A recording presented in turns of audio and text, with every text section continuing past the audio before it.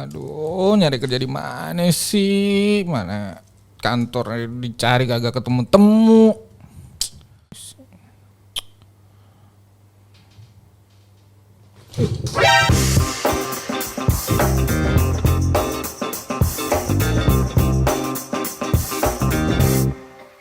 Mas siapa?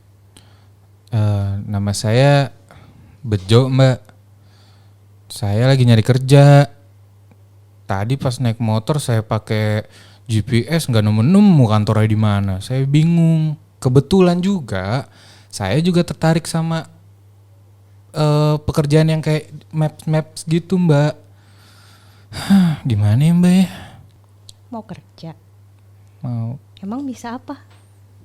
apa ya? Gak bisa apa-apa. Cuma saya sih tertarik sama ini tentang maps gitu deh, GPS atau dan kawan-kawan. Mau gaji gede? Mau? Punya laptop? Ada? Ada internet? Ada? Yuk kita belajar yuk. Ayo. Jadi gini Mas Bejo, kita belajar yang paling simpel dulu deh buat ngatasin masalahnya Mas Bejo nih. GPS-nya susah, buka maps nggak nemu-nemu apa yang dicari. Kita akan bikin aplikasi yang paling simpel. Kita bikin aplikasi Nearby Location with Android Kotlin. Nearby Location tuh apa sih sebenarnya? Jadi gini, Nearby Location dia akan menampilkan lokasi-lokasi di sekitar Mas Bejo. Pakai GPS tentunya.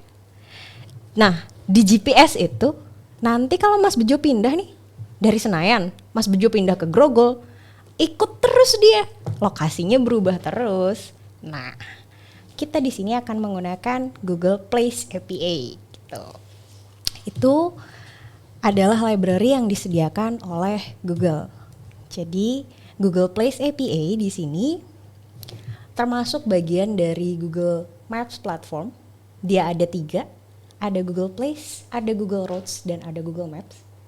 Nah untuk kasus Mas Bejo ini kita akan pakai 2 library. Jadi kita akan pakai Google Maps API dan Google Place API. Oke. Langsung aja nih Mas Bejo, kita buka sekarang tampilan dari Google Place API-nya. Kita tinggal buka ke cloudgoogle.com. Di situ Google nyediain banyak banget library yang bisa kita gunakan. Salah satunya Android, SDK, Maps, dan Google Place API. Buat apa sih itu semua? Jadi kalau Mas Bejo mau menampilkan Maps-nya, tampilan Maps-nya tuh yang ada jalan-jalannya kayak gitu, itu nanti Mas Bejo tinggal ambil API yang sudah disediakan Google, tapi khusus buat Android nih. Kalau Mas Bejo pakainya yang iOS, ya ambil buat iOS. Kalau mau yang versi web, ambil yang versi web. Gitu. Nah, enaknya nih di Google Cloud Platform kita dapat kredit $300 gratis. Pertama doang ya, tapi nanti kalau $300 udah habis ya bayar lagi. Nanti kita bisa pakai API-nya untuk build aplikasi. Gitu. Jadi sekarang kita siapin dulu. Kita akan ambil key-nya dulu. Jadi buat apa sih key ini? Jadi simpelnya gini nih. Kalau kita mau masuk ke rumah, kita kan butuh kunci buat buka rumahnya tuh. Kuncinya kan harus sesuai dengan lubang yang ada di pintu. Ini juga sama. Ketika kita mau ambil data dari Google, kita harus punya key. Key-nya itu nanti akan dicocokkan dengan aplikasi kita. Kalau sudah sesuai, maka Google akan mengirimkan data ke aplikasi kita. Fungsinya apa? Google mau verifikasi. Benar nggak sih Mas Bejo yang bikin aplikasinya? Sesuai nggak sih data Mas Bejo dengan data yang ada di Google? Supaya tidak ada misinformasi. Gitu. Nah kenapa sekarang kita menggunakan Google Place? Nggak menggunakan Foursquare atau yang lain? Sebenarnya banyak API yang bisa kita gunakan. Tapi salah satu yang paling banyak digunakan oleh developer saat ini ya Google Place. Dan enaknya lagi seperti yang saya bilang tadi, kita dapat $300 kredit nih buat nyoba pertama kali. Jadi kita bisa cek juga performa aplikasi kita seperti apa sih pakai Google Place. Tuh. Nah, seperti yang saya bilang tadi, kita akan siapkan dulu key-nya. Jadi silahkan masuk ke cloudgoogle.com, kemudian pilih produk. Nah di produk ini kita pilih yang Maps dulu ya. Jadi Maps ini nanti fungsinya untuk mengeluarkan gambar tadi. Itu kita ambil dari Google. Kita nggak perlu gambar lagi, kita nggak perlu bikin vektor lagi. Semuanya sudah disiapkan Google. Ambilnya by internet. Jadi untuk membuka Maps Mas Bejo harus ada internet. Kalau Mas Bejo nggak punya internet, ya pasti nggak jalan itu Maps sama GPS-nya. Gitu. Oke, dari sini sekarang kita akan ambil API key-nya. Jadi kita masuk ke konsol. Kemudian dari konsol ini kita bisa aktifkan credential. Jadi credential ini nanti dia yang akan generate API key yang bisa kita gunakan sebagai kunci di aplikasi kita buat buka pintu tadi. Jadi kita masuk ke credential. Kemudian dari credential di sini kita bisa tambahkan atau kita aktifkan API-nya. Nah, di sini ketika kita sudah aktifkan API key-nya, jadi kita pilih ya nanti API key-nya mau yang mana. Kita create dulu seperti ini. Jadi silahkan di situ diklik create credential. Kemudian ada 4 pilihan di sini. Ada API key, ada OAuth client ID, dan ada service account. Yang terakhir adalah help me choose. Jadi ini kalau misalnya Mas Bejo sama teman-teman bingung, kita harus pakai apa sih? API key, OAuth, atau service account. Tuh. Jadi kalau API key, dia adalah sebuah kode yang fungsinya menggunakan pencocokan data untuk cek kuota dan akses. Jadi uang $300 tadi yang diberikan Google ke kita, itu nanti akan dicek penggunaannya. Kira-kira kuotanya tinggal sisa berapa ya, kayak kita beli paket lah. Kalau misalnya kita nonton YouTube, streaming, habisnya berapa MB, sisa kuotanya berapa. Ini juga sama. Tapi dilihat dari yang akses ke aplikasi. Jadi kalau misalnya yang akses aplikasi kita ada 10 orang, berarti ada 10 kali akses. Dia ambil data dari Google berapa kali. Nah, itu yang disebut kuota. Nanti ada limitnya sebesar $300. Tuh. Nah, kalau sudah kita pilih API key, nanti otomatis Google akan render berapa key ya. Jadi di situ otomatis untuk Google Play dan untuk Google Maps diawali dengan AIZA. Itu key yang akan kita gunakan di aplikasi kita nantinya. Oke, jadi si key ini nanti bisa kita gunakan untuk aplikasi supaya kita bisa mendapatkan gambar maps dan supaya kita bisa mendapatkan library dari Google Place. Bedanya apa dong antara maps dan place? Kalau maps gambarnya, kalau place direktorinya. Oke, jadi kalau place nanti kita akan mendapatkan data-data seperti nama tempatnya, kemudian alamatnya, kemudian kita dapat juga jenisnya. Dia jenisnya ada restoran, ada misalnya ATM, bank, rumah sakit, dan lain sebagainya. Ada banyak sekali jenis yang bisa kita gunakan dari Google Place. Nah, Google dapat data dari mana? Banyak.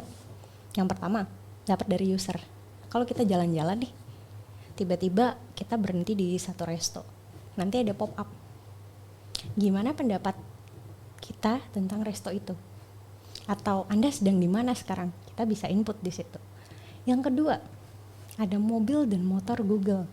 Mungkin teman-teman atau Mas Bejo pernah lihat ya, kan sering jalan-jalan ya di Jakarta atau dimanapun semuanya sama.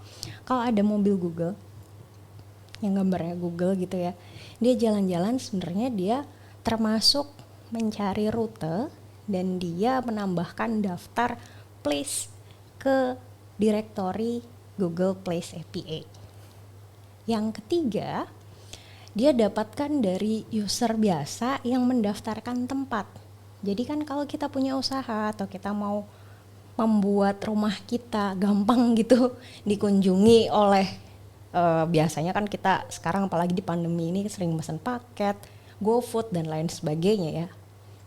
Itu kita bisa gunakan penambahan tempat di sini. Jadi kita bisa add place lewat Google Maps. Itu jadi data yang digunakan oleh Google Place. Itu kenapa Google Place datanya lebih banyak dibandingkan yang lain.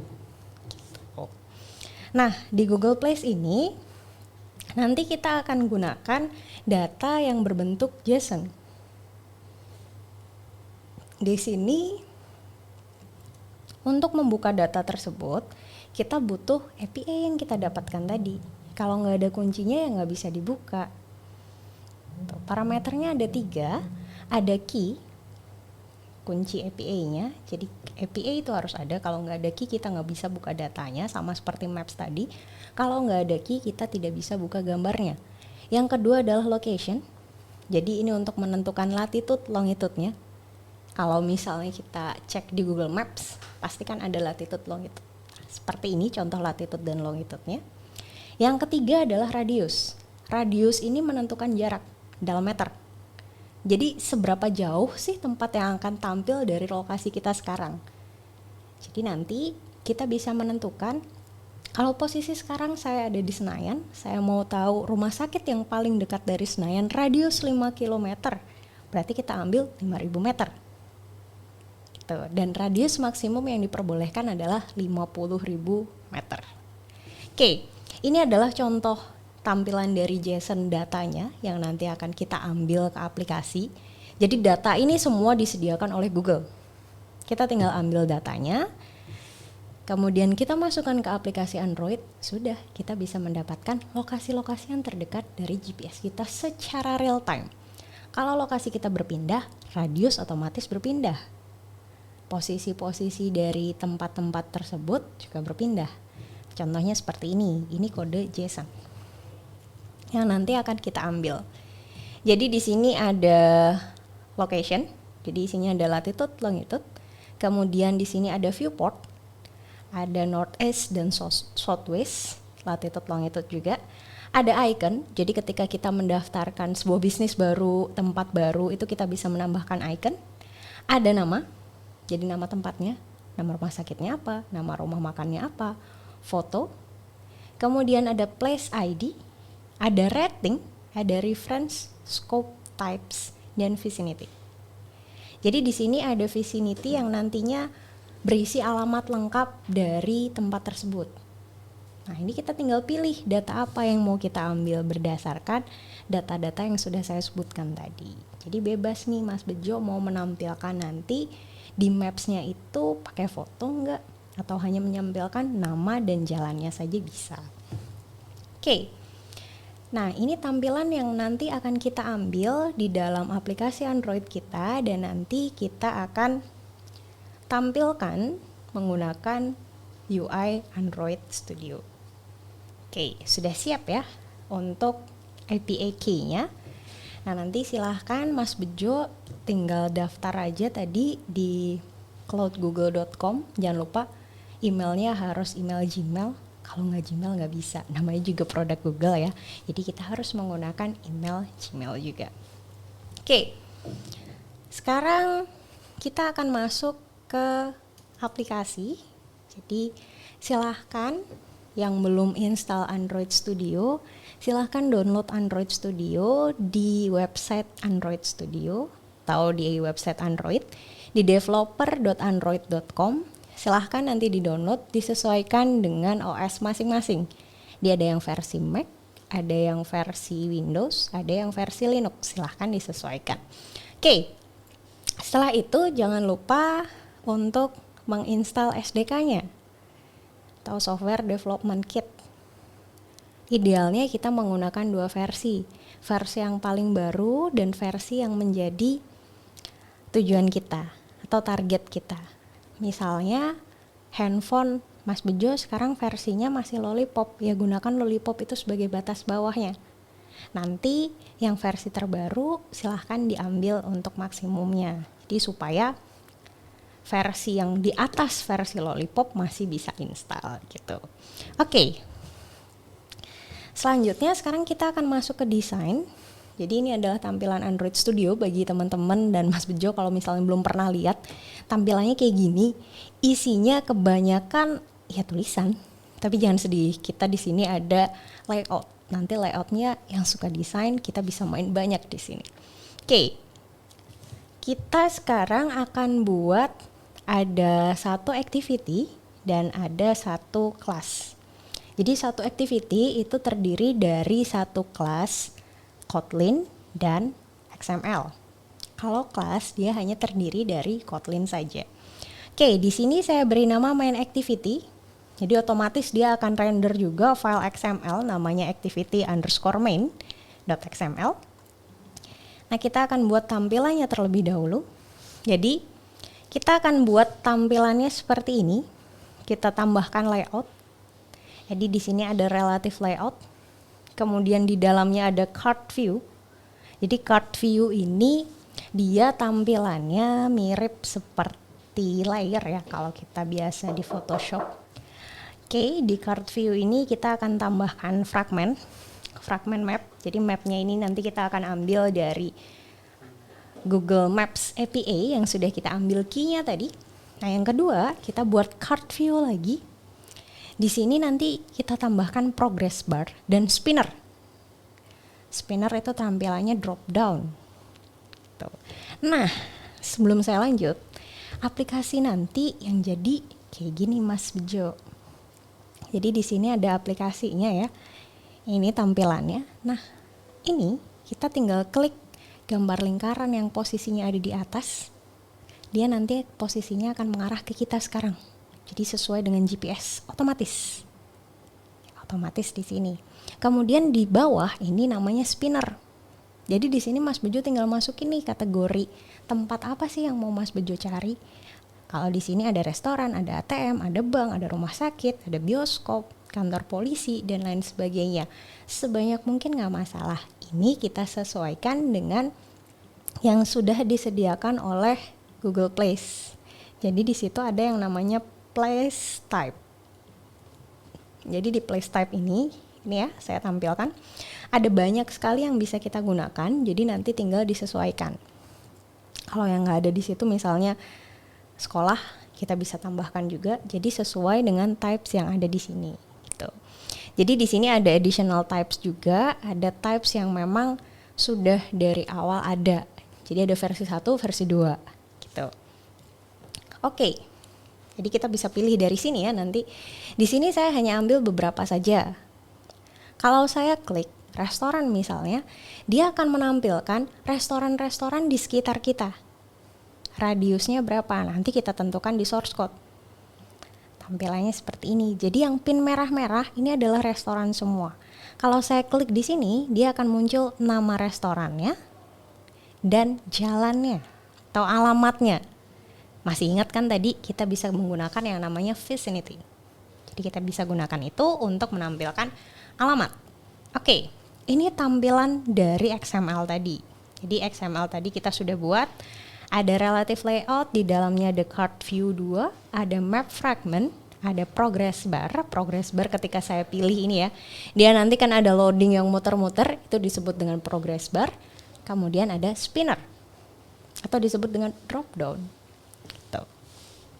Oke, ini adalah tampilan dari UI-nya. Ini yang masih sederhana nih Mas Bejo. Nanti kalau mau yang lebih expert lagi ada, tenang aja. Kita belajar yang simple dulu. Selanjutnya kita akan buat kelasnya dari Kotlin ya. Jadi di sini kita ada 2 kelas, ada mainActivity.kotlin dan ada parserplace.kotlin. Jadi yang pertama di mainActivity ini akan dihubungkan dengan activity_main.xml. Jadi pertamanya si main activity kita akan buat variabel global. Ini namanya variabel global ya Mas Bejo. Fungsinya si variabel global ini untuk mendeskripsikan nilai apa yang ada di variabel itu nanti bisa kita gunakan di kelas-kelas yang lain. Kalau Mas Bejo di sini masih belum paham, tenang. Inixindo punya kelas basic untuk OOP. Jadi ini akan dipelajari semuanya di OOP. Kita belajar dulu secara garis besarnya di sini. Oke. Lanjut. Di sini di awal kita punya kelas onCreate. Jadi ini yang pertama kali dijalankan. Jadi kita arahkan langsung ke activity main. activity main.xml, ya tadi yang kita buat desainnya tadi. Kemudian kita arahkan spinnernya juga sama. Kalau kita lihat di sini ada r.layout.activityMain, itu adalah nama kelasnya. Kemudian r.id.spncari, ini adalah nama widgetnya. Kalau di Android, komponen-komponen seperti spinner, button, itu disebut dengan widget. Kasih namanya di activityMain.xml. Jadi di sini kita klik, kemudian ID-nya ada SPN cari. Ini yang kita gunakan. Jadi di sini kita arahkan ke SPN cari. Jangan sampai di sini salah alamat ya. Jadi mereka masing-masing si file Kotlin dan XML ini sudah ada jodohnya. Jangan sampai dia jomblo. Dipastikan jodohnya juga sesuai dengan namanya. Jangan sampai salah. Oke, selanjutnya di sini kita akan arahkan ke mapnya. Kemudian di sini kita akan arahkan untuk array adapternya untuk mengisi data di dalam spinner. Nah, di sini kita gunakan resource. Get string array dot cari tempat. Array ini kita dapatkan dari string.xml. Jadi di sini kita bisa membuat sebuah array. Di contohnya seperti ini. Ini disesuaikan saja. Kalau misalnya Mas Bejo dan teman-teman mau menambahkan tempat lain, tipe lain, tinggal ditambahkan di sini, item. Di contohnya seperti ini, tinggal kita tambahkan item. Misalnya mau saya tambahkan sekolah, tinggal kita tambahkan seperti ini. Oke, selanjutnya, ini tadi baru segi tampilannya aja, kita masukkan ke dalam spinner. Dari spinner sini kita tambahkan yang namanya listener. Jadi ketika kita klik, dia akan memberikan action. Di sini kita akan menggunakan on item selected listener. Ini adalah listener yang digunakan oleh spinner. Jadi dari sini nanti kita akan membuat pilihan spinnernya sesuai dengan data tipe lokasi yang disediakan oleh Google Place API.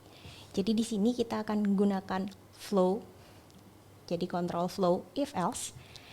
Ketika posisinya sama dengan 1, ini kita ibaratkan array ya. Jadi jumlah diawali 1. Position sama dengan 1, type-nya di sini kita sesuaikan dengan type yang ada di Google Place API, bukan dari array ya, tapi dari Google Place API yang ini. Oke, di sini nama yang kita jadikan control flow, kondisinya kita sesuaikan di sini. Sedangkan array yang kita buat tadi adalah apa yang akan dilihat oleh pengguna atau user. Kalau developer ya basicnya ada di sini. Place API type. Nah, di sini kita akan masukkan sesuai dengan tipenya. If position 1 tipenya apa, else if dan seterusnya sampai yang terakhir. Kalau tadi kita tambahkan satu lagi ya, tadi kita tambahkan sekolah, berarti kita tambahkan di sini. Else if position sama dengan 11, X type sama dengan school. Oke. Nah, yang kedua, untuk if yang kedua, kita akan cek kalau posisinya tidak sama dengan 0. Kenapa 0 tadi kita buat yang salah? Karena di tampilan kita 0 itu adalah pilihan untuk memilih tipe tempat gitu. Jadi di sini ada cari tempat. Ini adalah indeks ke 0. Oke, tapi kalau tempatnya dimulai dari indeks ke 1.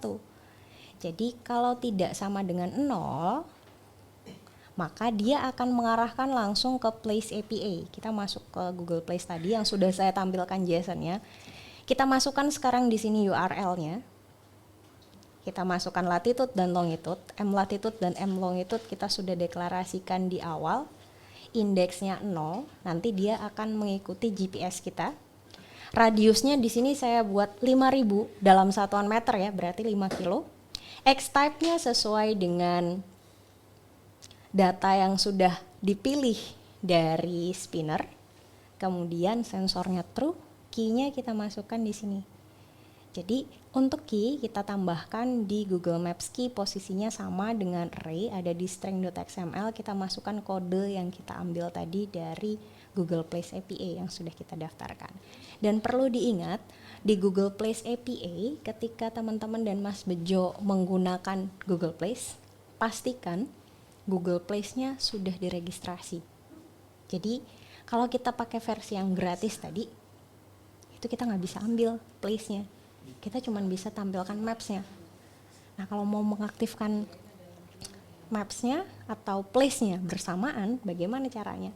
Kita bisa ambil kredit $300 tadi. Caranya seperti ini. Tinggal kita klik saja offering dari Google di kredensial, activate $300. Kemudian di sini nanti kita tinggal masukkan data diri kita ya. Jadi di sini kita akan dapat 20 plus free product. Jadi kalau di aplikasi ini kita menggunakan 2 produk, Google Maps dan Google Place. Kemudian ada $300 free credit. Jadi kita harus aktifkan ini dulu. Nanti tinggal kita masukkan biodata kita seperti ini.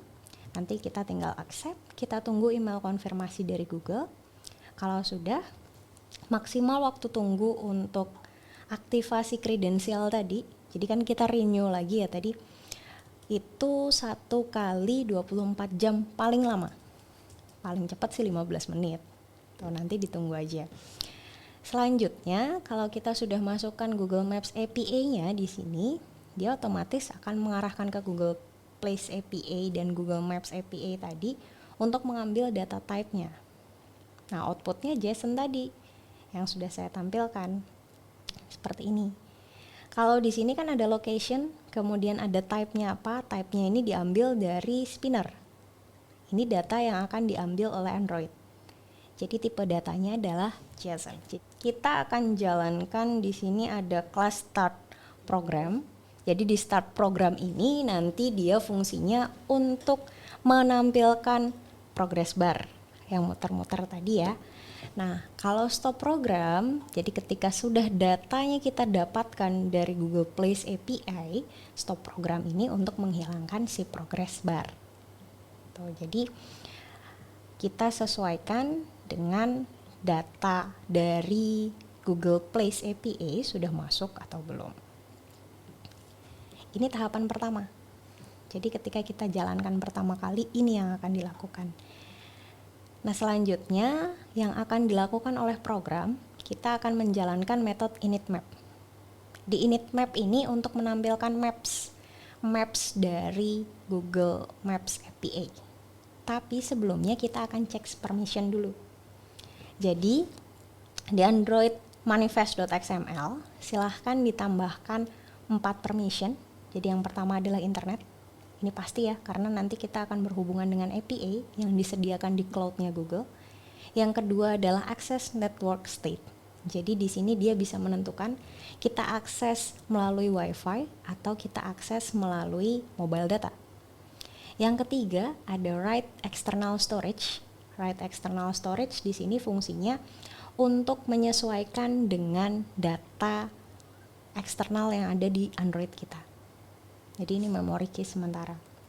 Yang terakhir, di sini kita gunakan permission read G services. Ini fungsinya untuk read GPS kita. Ini 4 permission awal. Yang kedua, khusus untuk maps itu sendiri, kalau 4 tadi kan akses maps-nya. Dia ada internet, ada network, ada external storage, dan read GPS-nya. Untuk maps-nya sendiri, ini wajib digunakan khusus untuk Google Maps Android API versi 2 yang paling baru. Itu kita bisa tambahkan access course location dan find location. Jadi silahkan ditambahkan ke dalam projectnya. Oke, ini jadi tampilan dari manifestnya ya. Kalau saya bilang sih ini daftar isinya. Jadi di sini nanti kita bisa mendapatkan izin apa saja dari aplikasi, kemudian di sini aplikasinya namanya apa, posisinya ada di mana, kemudian kita juga bisa mendapatkan metadata. Metadata di sini berupa string key APA, dan value dari versionnya. Oke, selanjutnya untuk mendapatkan lokasi GPS, kita bisa gunakan kelas onLocationChange. Di sini kita menggunakan parameter latitude dan longitude yang didapatkan dari GPS yang sudah kita ambil tadi. Jadi menggunakan permission GPS, kita ambil datanya. Jadi kalaupun nanti Mas Bejo sama teman-teman jalan-jalan kemanapun, nggak masalah. Otomatis tempat-tempat yang ada di aplikasi akan ngikutin dari GPS-nya Mas Bejo dan teman-teman. Oke, dari sini kita ambil data latitude dan longitude sebagai parameter untuk mengambil data JSON dari Place APA. Kemudian kita bisa tambahkan animate camera. Jadi fungsinya ketika kita sudah masuk ke data atau kawasan, biasanya kalau di Maps itu disebut dengan circle ya. Di situ kameranya otomatis akan zoom ke GPS kita, di posisi kita sesuai. Jadi kalau misalnya saya sekarang ada di Senayan, posisinya kamera akan zoom ke Senayan. Daerah-daerah yang lain kecil seperti itu. Itu fungsinya kamera factory. Kemudian yang terakhir di sini ada kelas download URL. Fungsinya di sini untuk menghubungkan aplikasi Android kita dengan Google Play APA. Jadi di situ setelah kita masukkan APA key, di sini kita akan membuat sebuah variabel namanya buffered reader. Jadi buffered reader ini fungsinya untuk menampung seluruh data yang ada di JSON tadi, kemudian akan ditampilkan berdasarkan line-nya. Jadi di sini kita akan gunakan looping ya, dia berulang sesuai tergantung kalau misalnya kita mau ambil rumah sakit, ada berapa rumah sakit sih di radius 5 kilo dari posisi kita sekarang, di situ akan ditampilkan. Jadi dia akan baca per line, jadi per objek dari JSON-nya. Oke, ini download URL. Yang terakhir di sini kita punya satu file lagi, parserplace.kotlin. Di sini fungsinya sebagai translator dari file JSON di mapsplace.apa. Kita rubah menjadi array. Jadi masing-masing data JSON di JSON object tadi kita akan rubah fungsinya menjadi array supaya bisa dibaca di dalam Kotlin. Jadi di sini kita akan ambil beberapa data objeknya. Contohnya di sini saya buat variabel ada place, isinya adalah tipe data string. Ada place name untuk mengambil nama dari data objeknya. Ada vicinity, vicinity itu isinya nanti alamat ya, jalan, kemudian RT, RW dan seterusnya. Ada latitude, longitude. Kemudian di sini untuk mengekstrak namanya, kita harus rubah dulu datanya menjadi tipe data string. Kalau misalnya data nama itu kosong, maka dia tidak akan dikonvert menjadi string. Tapi kalau ada isinya tipe data string atau JSON object tadi, kita harus ubah menjadi string yang disimpan ke dalam gplace. Sama juga dengan vicinity. Jadi data JSON itu kita harus parsing dulu atau kita rubah tipe datanya menjadi tipe data string. Jadi kita pecah-pecah, itu kan masih dalam satu objek yang sama, kita pecah-pecah menjadi beberapa part. Oke, parser place ini nanti akan dipanggil juga di mainActivity.kotlin untuk menampilkan jumlah lokasi terdekat. Jadi di sini kita menggunakan onPostExecute. Jadi onPostExecute ini akan menampilkan list yang sudah kita rubah tadi di parser place. Jadi isinya kan data-data nama, latitude, longitude, vicinity, itu kita masukkan ke situ semua. Kemudian di sini kita rubah datanya semuanya, kita masukkan ke dalam data maps kita. Jadi di sini kita akan gunakan yang namanya marker option. Kalau Mas Bejo dan teman-teman lihat di sini kan ada tombol merah-merah ya. Ini adalah marker. Jadi di marker option ini fungsinya untuk menampilkan latitude dan longitude. Jadi posisinya ada di mana?